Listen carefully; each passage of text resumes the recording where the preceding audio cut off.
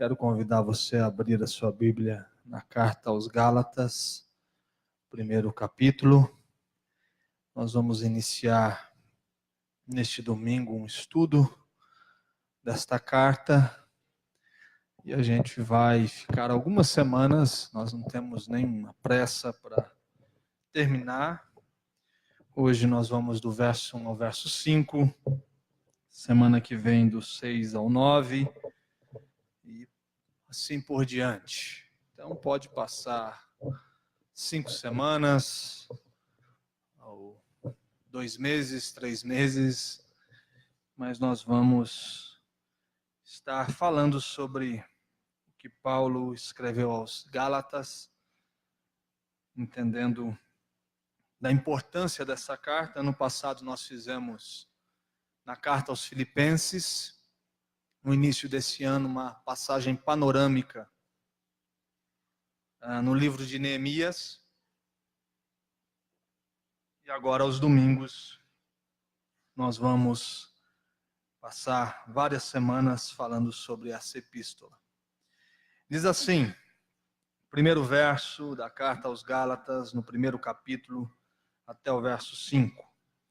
Eu, Paulo, apóstolo, nomeado não por um grupo de pessoas, nem por alguma autoridade humana, mas pelo próprio Jesus Cristo, e por Deus, o Pai, que ressuscitou Jesus dos mortos. Escrevo esta carta com todos os irmãos que estão comigo, as igrejas da Galácia. São 4, ok? É no sul da Galácia, 4 igrejas, a de Antioquia, Icônio, Listra e Derbe. Então são para essas igrejas que ele está endereçando essa carta. Que Deus, o Pai, nosso Senhor Jesus Cristo, lhes dê a graça e paz. Jesus entregou sua vida por nossos pecados, a fim de nos resgatar deste mundo mau, conforme Deus, nosso Pai, havia planejado. Toda a honra, toda a glória, melhor, a Deus para todos sempre. Amém. Ok? Senhor, nos prostramos diante da Tua palavra. Cremos que nesse instante o Teu Espírito sopra sobre nós. E o nosso coração se torna o lugar para a boa semente do Evangelho cair. Que o Senhor... que eles devem voltar para a prática da circuncisão, que eles não podem mais comer com seus vizinhos pagãos, e que eles devem incluir na sua prática de culto e na sua cerimônia religiosa alguns elementos judaizantes. Parece isso tão dos nossos dias, né? A gente abre um pouquinho aí as páginas de tantas igrejas e a gente percebe como que a influência judaizante tem sido algo tão forte no meio do povo evangélico nos últimos anos. E eles estão dizendo que esses elementos da cerimônia judaica devem voltar. Aquilo que Paulo havia falado que deveria abolir, agora eles estão dizendo, não, a gente precisa voltar a fazer isso. E eles começam dizendo que isso deve acontecer porque aquele que havia pregado o evangelho não tem a credencial necessária para dizer o que disse. Ele não era um apóstolo de fato. Porque ele não caminhou como os outros apóstolos. Ele não viveu tão perto de Jesus como os outros apóstolos. E a credencial apostólica de Paulo é falsa. O que esses falsos mestres estão dizendo para os irmãos da Galácia é que eles foram visitados por um impostor. Por alguém que chegou, destruiu todas as cerimônias da religião judaica e ele enganou o povo. Então eles não devem dar crédito àquilo que esse apóstolo mentiroso, impostor, que não havia caminhado com Jesus, havia dito a eles. E eles deveriam voltar às velhas práticas. Logo nos versos seguintes, Paulo vai ficar admirado com o convencimento desses irmãos, dizendo: me causa espanto o fato de tão rapidamente vocês darem as costas para o verdadeiro evangelho que eu lhes apresentei, voltando para o falso evangelho. E ele começa a carta afirmando a sua credencial apostólica. Você vai perceber melhor, ele dizendo por que ele é apóstolo. Esses homens estão dizendo que homem nenhum reconheceu. E ele reafirma isso, que ele não é apóstolo por parte de homens, mas o próprio Jesus Cristo o credenciou como apóstolo. E a sua mensagem pode ser vivenciada a partir de uma credencial que o próprio Cristo lhe deu. E quais eram as credenciais apostólicas? Primeiro, era ter visto Jesus Cristo ressurreto. É a primeira credencial. Você vai ver que todos os apóstolos experimentaram de ver Jesus Cristo, sentaram com ele, comeram com ele. Então, para ser apóstolo de fato, apóstolo bíblico, é necessária essa experiência de ver Jesus ressurreto. Não é sonhar com Jesus. Não é sentir Jesus, mas é ver Jesus como você está me vendo. Essa experiência de ver Jesus como você está olhando para esse irmão do seu lado. A capacidade é a primeira credencial. E ele vai dizer que isso aconteceu em Atos 9. Depois, na primeira carta aos Coríntios, capítulo 9, o primeiro verso, novamente ele vai reafirmar essa credencial. Não sou eu, porventura, livre? Não sou apóstolo? Não vi Jesus, nosso Senhor? Acaso não sois fruto do meu trabalho no Senhor? Porque são as duas igrejas que estão o tempo todo questionando o apostolado de Paulo. Olha o que diz no capítulo 15, no verso 8 da primeira carta aos Coríntios. Afinal, depois de todos, foi visto também por mim, como por um nascido fora de tempo, porque eu sou o menor dos apóstolos, que mesmo não sou digno de ser chamado apóstolo, pois persegui a igreja de Deus. Então, a primeira credencial é essa. Você viu Jesus, como todos os apóstolos, dentro de uma corrente permanente na igreja evangélica brasileira de apóstolos e mais apóstolos surgindo o tempo todo?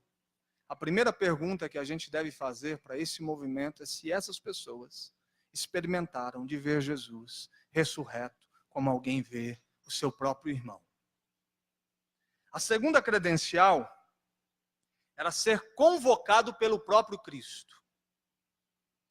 É o próprio Jesus olhando para ele dizendo: você é apóstolo. Não é uma convocação humana, institucional, de um movimento que surge, não. O próprio Deus que chama para si aqueles que ele quer como apóstolos da sua igreja. A terceira credencial é carregar os mesmos feitos de Jesus. Olha o que diz a segunda carta aos Coríntios, capítulo 2, o verso 12. Ora, quando cheguei a Troade para pregar o evangelho de Jesus Cristo, e uma porta, 2 Coríntios 2,12, uma porta se me abriu, não tive, contudo, tranquilidade no meu espírito. Verso 13, porque não encontrei meu irmão Tito, por isso, despedindo-me deles, parti para a Macedônia. Ou melhor, primeira carta aos Coríntios 2,12.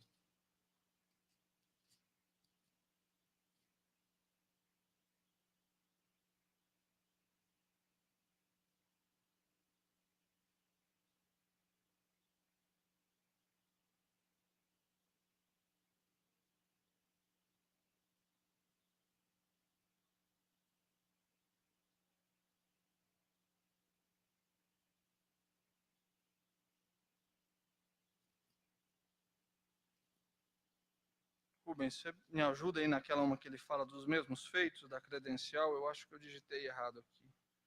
Você me ajuda? Não, mas é pelos mesmos feitos realizados por Jesus, pelos mesmos milagres.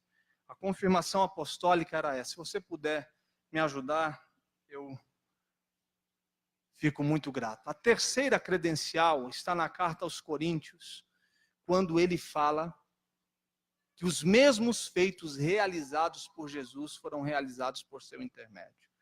Então, alguém que se diz apóstolo, ele primeiro deve ter visto Jesus, segundo, ele deve ter sido convocado por Jesus, e terceiro, ele deve ser feito os mesmos feitos de Jesus, carregando os milagres. Então, os milagres na vida dos apóstolos se tornavam uma credencial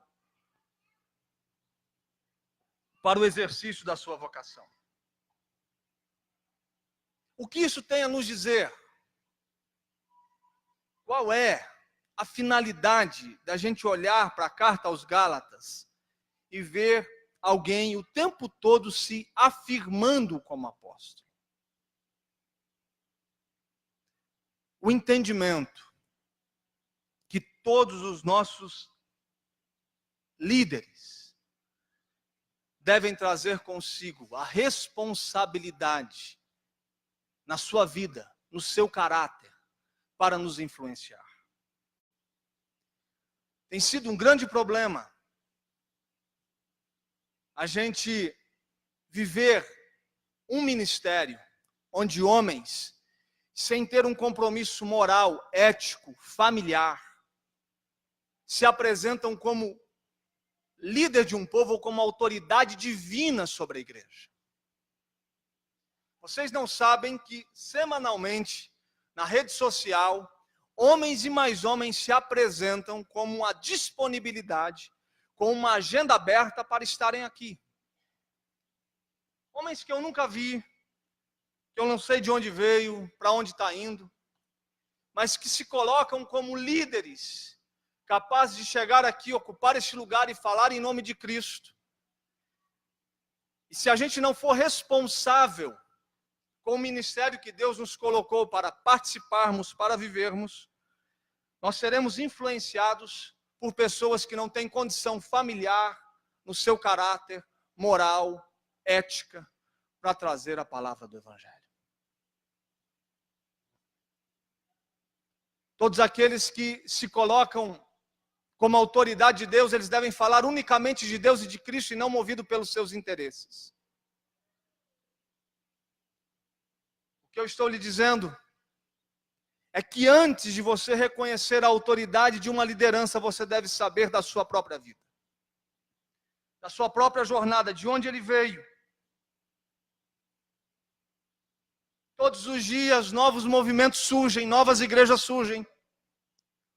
Homens se colocando como os responsáveis pelo movimento de Deus em uma cidade, no meio de um povo. E a gente fica olhando para isso e imaginando de onde surgiu essa pessoa, quem pode ser essa pessoa, com que autoridade ele fala.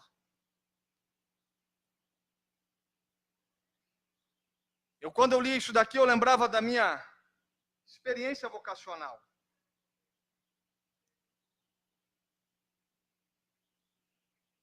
Eu tinha 17 para 18 anos, quando eu disse ao Senhor que se Ele me permitisse voltar a andar, eu falaria para o resto da minha vida do amor dEle. E eu me lembro que o primeiro lugar que eu comecei a falar foi para as crianças da igreja. Eu fui para a sala infantil, eu fui ministrar para os pequenos, depois foi para os adolescentes, liderei os adolescentes da minha igreja. Chegou o dia que eu disse ao meu pastor, aquele que me batizou, que eu gostaria de me dedicar aos estudos, ir para um seminário. Esse pastor levou o meu nome para um conselho de homens antigos da igreja, experientes, maduros, homens sábios, que me chamaram para uma reunião e avaliaram o meu chamado. Perguntaram se de fato aquilo fazia sentido para a minha vida. Logo depois daquilo, eu passei por algo que chamamos de um presbitério. E novamente, homens já experimentados, pastores, com uma longa caminhada, líderes, me entrevistaram. Depois disso, eu passei por um seminário e novamente eu fui avaliado.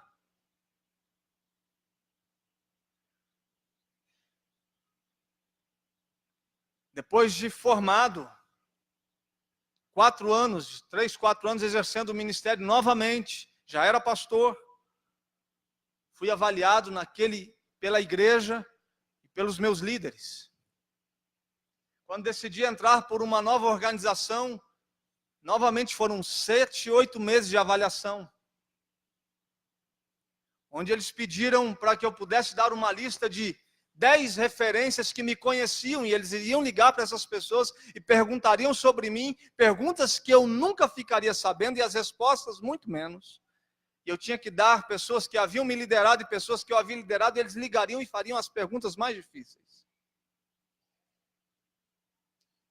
O que eu estou querendo lhe dizer é que a vocação de qualquer pessoa passa primeiro pela aprovação em uma igreja local, pelo reconhecimento de uma liderança,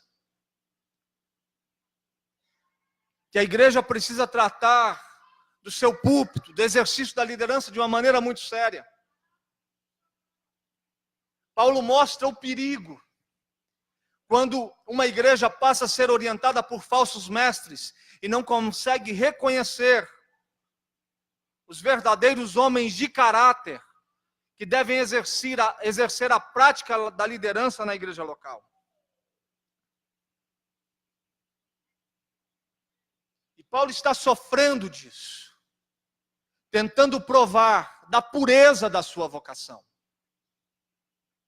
E como isso é difícil, você tentar dizer quem você é para a gente que está duvidando de quem você é.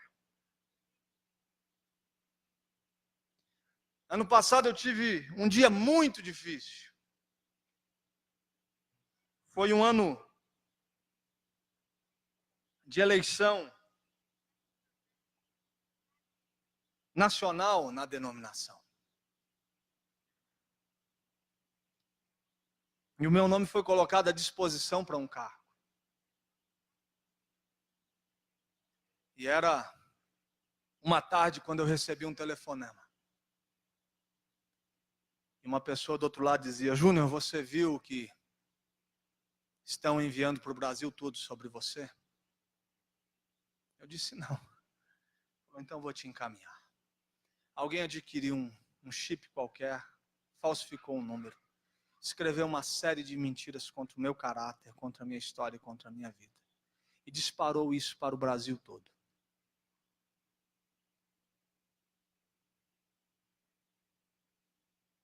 Logo depois, se aproximando, alguém tentou fazer um Facebook falso para tentar manchar a imagem. E aí você tem que ficar provando quem você é para as pessoas que pouco te conhecem.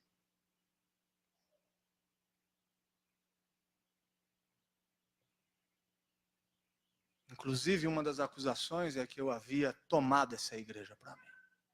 Essa era uma das acusações.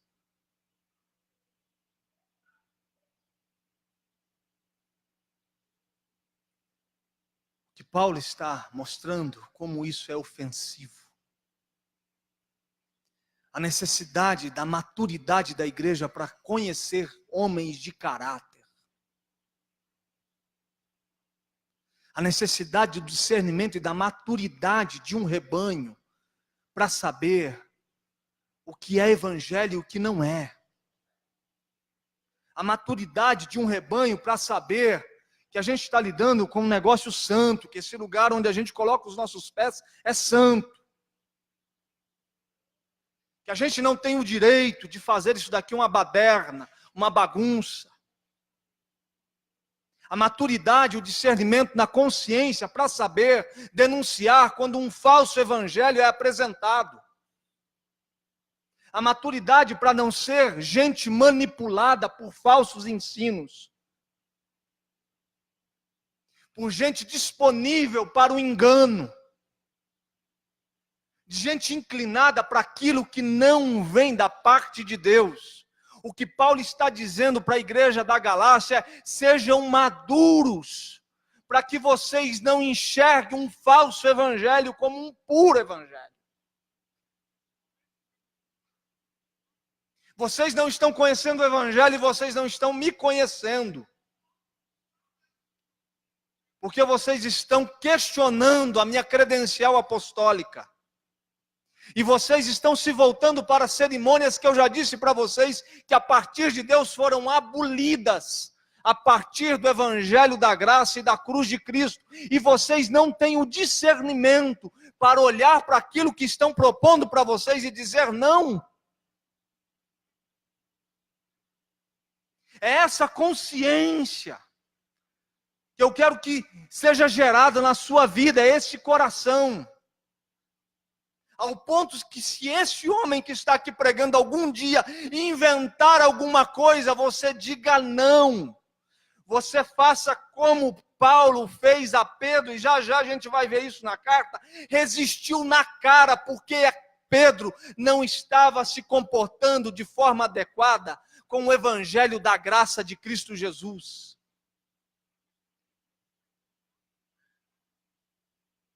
Que não seja uma igreja manipulada por mãos humanas, por interesses próprios, por líderes que não carregam consigo a responsabilidade de pregar a palavra do evangelho.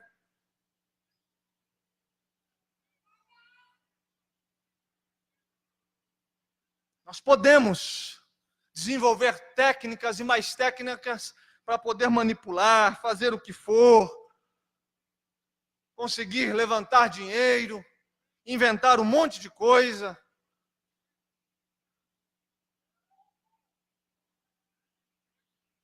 Mas se não tiver a intenção correta da proclamação do Evangelho de Jesus Cristo, não faz nenhum sentido. E qual é o Evangelho? Paulo vai nos dizer: o Evangelho é o Evangelho da graça, é o Evangelho da paz. A natureza do Evangelho é pacificadora. A fonte do Evangelho é graciosa. E a maneira que o Evangelho se apresenta é através da morte de Cristo. É isso que ele está dizendo.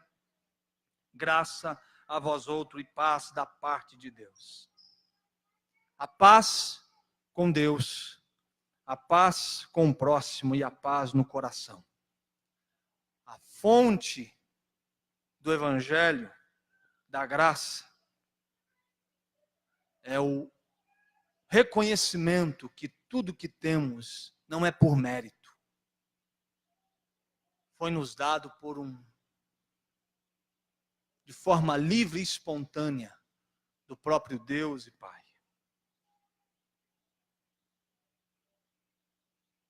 E ele está dizendo que receber isso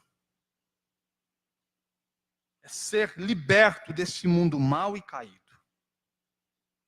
Que o objetivo do Evangelho é tirar você de uma cultura massacrante, tenebrosa, que leva você ao desespero. O Evangelho é como se fosse um aperitivo de uma vida que será experimentada na sua totalidade quando tudo terminar. Mas eu não vivo na esperança de algo que eu não estou provando desde já. É o que ele está dizendo. Quando ele fala o Evangelho de Jesus foi nos dado para nos arrancar deste mundo mau, não é que vai arrancar lá na frente, ele já arrancou. E você precisa viver a natureza pacificadora do Evangelho, graciosa do Evangelho na sua vida, não num futuro incerto, mas você vai vivendo de maneira extraordinária neste tempo. E quando se vive a natureza do Evangelho graciosa e pacificadora, a ansiedade se vai, a melancolia acaba, a tristeza desaparece. O medo é arrancado de nós. Todos aqueles sentimentos tenebrosos de viver em um mundo caído, em um processo de viver num inferno, mesmo estando aqui, se acaba e a gente vai vivendo essa realidade da natureza do Evangelho, da sua graça e da sua paz desde já, sendo arrancado do mundo mau. Eu já não vivo mais baseado nas realidades desse tempo. Não é só ter a alma arrancada do inferno, mas ter o inferno arrancado da alma da gente. A gente foi pacificado no coração. A melancolia já não existe, a tristeza se foi. Então a morte de Jesus Cristo é o Evangelho que nós precisamos experimentar, vivê-lo. A graça de Jesus Cristo é essa responsabilidade que Deus assumiu no seu próprio caráter, sabendo que é a aniquilação dos méritos. Ninguém pode chegar diante de Deus dando carteirada em Deus.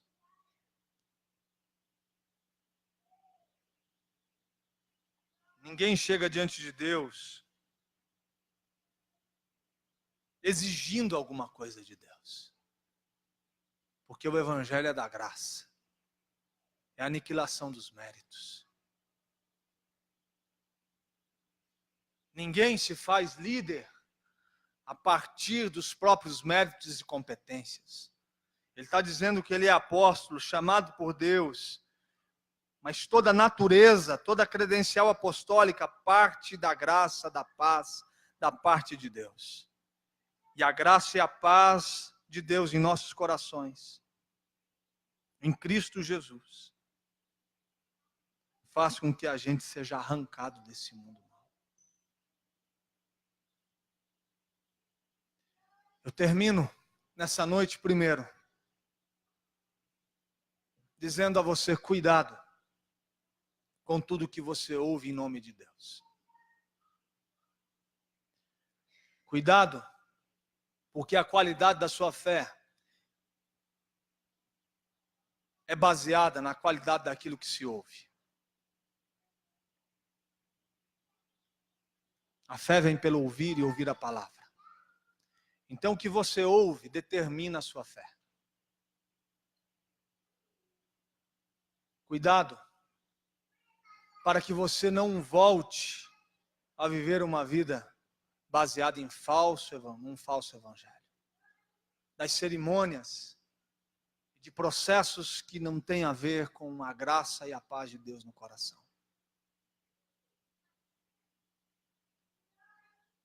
Cuidado, para que você não transforme a sua relação com Deus em uma cerimônia. Um culto não é o que a gente faz no domingo à noite. Isso daqui é resultado de uma vida que foi cultuando durante a semana. O culto é resultado de uma vida que cultua. O culto não começa e nem termina, porque o culto é a vida.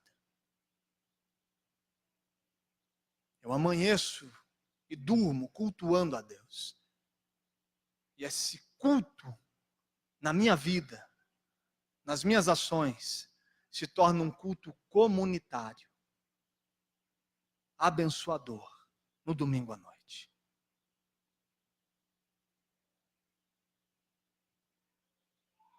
Mas só existe vida no culto quando a vida está cultuando a Deus diariamente.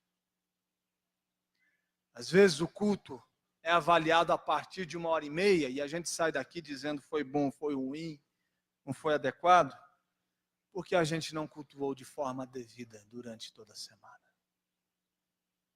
Porque a gente está achando que O evangelho que nos foi apresentado é para que a gente faça uma cerimônia para Deus.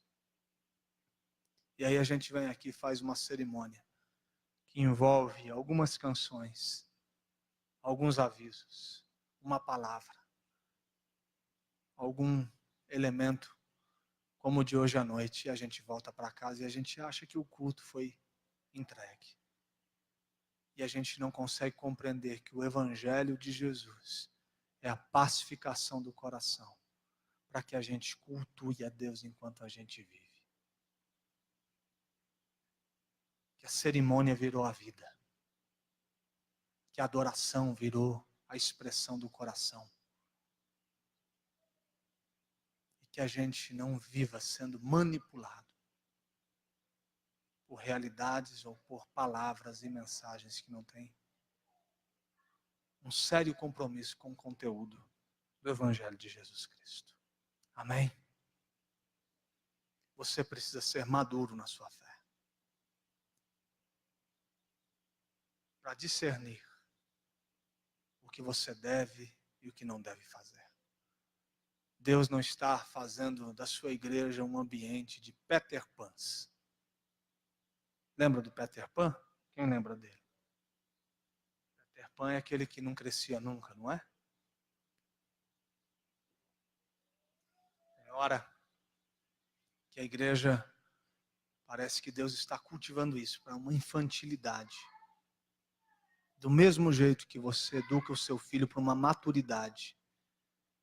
De tal forma que você coloca a vida, na existência do seu filho, para que ele chegue o momento exato da vida, que por si só ele vai saber o que ele deve e o que não deve fazer. Do mesmo jeito, o evangelho em seu coração, que cresce, deve conduzir você à maturidade, para você saber por si só que jeito de se comportar, como você responde, a responsabilidade que você tem diante do evangelho. Você precisa saber disso. O evangelho vai crescer no seu coração para que você saiba discernir a vida, o corpo, as suas responsabilidades, como se comportar como pai de família, como filho, como esposa. O evangelho não é a exigência de uma cerimônia religiosa. É uma transformação do coração e da vida, que faz homem e mulher assumir o seu lugar como homem e mulher responsável no mundo. Amém? Que você não saia dessa liberdade da graça de Deus em seu coração. A liberdade que você tem de experimentar da graça e do evangelho na sua vida. Em nome de Jesus.